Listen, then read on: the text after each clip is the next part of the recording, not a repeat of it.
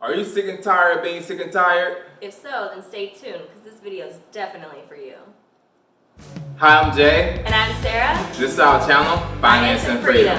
So today we'll be talking about having a wake-up call and how to change your mindset. Yes, so there were definitely a few different things that kind of added up to what I would consider our wake-up call.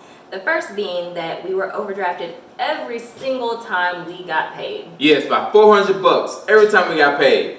It was awful. There were definitely several times where one of us would be at the store buying a few items, something small, and our card would be declined. How embarrassing is that? And so frustrating. I definitely can specifically remember a time where I was buying some laundry soap and it was either that the card was declined or that I had gotten the car and then just realized that we were charged a $35 overdraft fee for like a $5 bottle of soap. And I was just calling you just vent beyond myself. And then at the same time, we were working like crazy. Yeah, we're working all these hours with nothing to show for it. Absolutely. So we're just working and working just to give the bank back our money. Exactly. It felt like we were literally working for our bank at one point. I mean, there were times where I was doing 72-hour shifts. We were never able to enjoy our home that we had just purchased. Yeah, we was always, like I said, we were just always gone, just working the 9 to 5, just stay on the clock for so long. Just to try to catch up, just to be back in that circle again. Absolutely. And then came our first money fight. Yes, we had a really, really big fight about our finances. We have never, ever, 12 years being together, marriage, never had a fight about our finances. And we did our first fight. It was very, very heartbreaking for both of us to be having a fight about money. Absolutely. And then even before we got married, we always had been very about like what yours is mine and what mine is yours. We never really thought any differently, which I feel like helped us with money in the beginning of our marriage, but it had gotten so bad that we were actually discussing like splitting our money, having separate bank accounts, because we literally just knew something was wrong, we just didn't know what it was. Your mindset about money is formed by several different things. The biggest being that the way that you saw your parents behave with money when you were growing up, or any other influential adult in your life, the way that you heard them talking about money, and whether or not they actually sat down and had a one-on-one conversation with you about money. Now, we can't blame everything on our parents. It also is formed by the way that we spend money in our early, like teen to early adulthood years. Those habits that we form then tend to really stick. Now, the everyday average working class American is not born wealthy, so whether you realize it or not, you probably have a poor man's mindset. A poor man's mindset sounds a little something like this. 1. In order to be successful with money, you got to be born with money. 2. I'll take money more seriously when I get older. 3. I'll take a payday loan to cover my expenses until I get paid again, or use a credit card. 4. It's just $5, and it adds up. Yeah, I don't think that one's a big one right there. I mean, you can put any number amount in that. It's just $5, it's just $3, it's just $2. What you don't realize is that it adds up. It adds up quickly. So how do you get from the poor man's mindset to a wealth mindset? The biggest thing is going to be thinking and believing that you can do it. You can win with money. One of the best ways for us, especially in the beginning, was listening to Dave Ramsey's podcast. Every day he has a podcast come out or a radio show, and on each episode there's what he calls a debt-free screen. And hearing these people, everyday people, winning with money. Yes, it wasn't the amount of money that the people was making that was costing them to be successful. They was making like 50 or sometimes less than that, and they was managing their money very well. It's all about how you manage your money. Yeah, not how much you make. And again, just hearing those stories of people, like he said, who were making $50,000, $35,000, and they had paid off these enormous amounts of debt and had built up their net worth. And when you hear that enough times, you start to realize, I could do that. And to piggyback off what he said, in the same manner, we also heard callers call in with problems who were making $200,000 plus, and they were completely broke. So it's not about how much money you make; it's how you manage it. Exactly. Yeah, so you don't have to win the lottery or be born into money to become a millionaire. No, you can do it right now with the money that you have if you manage it right. You can become a millionaire with the money you're making right now. You have to believe it.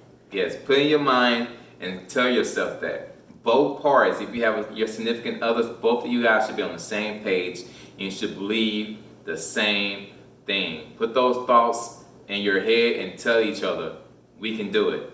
We can do it. We can do it. Absolutely. You cannot tell yourself that enough. And Ramsey Solutions actually did a study on over like 10,000 different millionaires. And out of those 10,000 millionaires, 97% of them believed they could be a millionaire before they were a millionaire. That's right. So believing is powerful. And it's the most important step in changing your mindset. And another way to change your mindset besides just listening to success stories is going to be dreaming, thinking about what your life could be like. If you have a significant other, dream together. What would your life look like if you didn't have any debt? Yeah, what would that life be like for you? Would it be like a vacation? Would it be like I can retire early? Investment? What would your life look like? Dream with your spouse. It's okay to dream. We dream big. Yes, dream big. We had a dream and we accomplished it, and you can do the same as well. Exactly, and having those conversations and really just imagining all the different benefits that you could reap. It is so powerful, and it helps your mind start to believe that it is possible. Anything is possible. Put your mind to it and you can do it. Absolutely.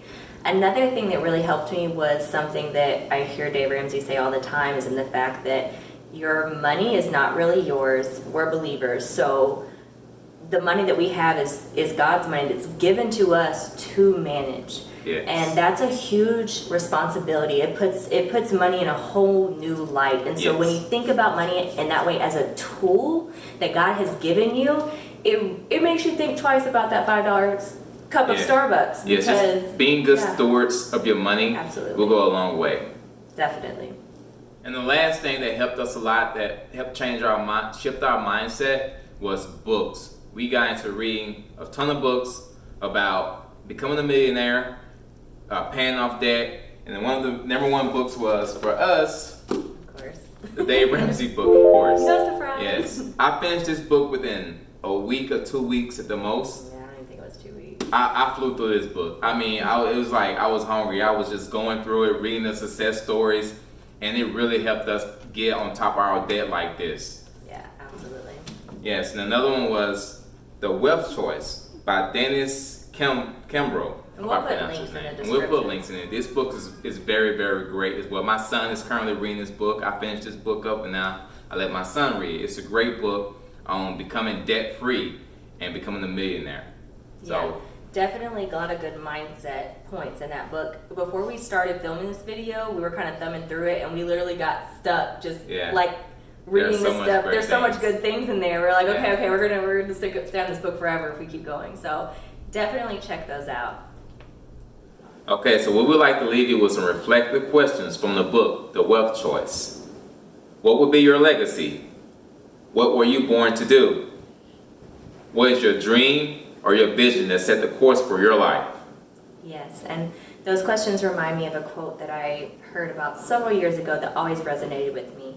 And it says that the work that you do while you're procrastinating is probably the work that you should be doing for the rest of your life.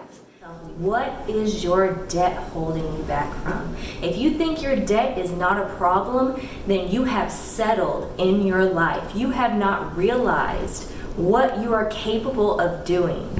Let go of the debt, get free, and dream big. If you're stuck at a 9 to 5 all day and you come home, you're tired and exhausted, how do you have time and energy and effort to put into anything else that you actually really care about? You know, that those Amazon purchases that you've been making that seem like no big deal, they are literally stopping you from living the life that you want. Yes. So let's go back to what we were saying earlier. Like, all those charges, they add up.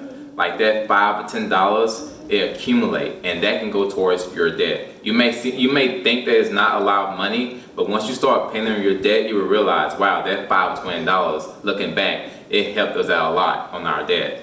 Absolutely. So get rid of your debt, believe that you can do it, change your mindset, dream with your partner, And until next time, comment and subscribe.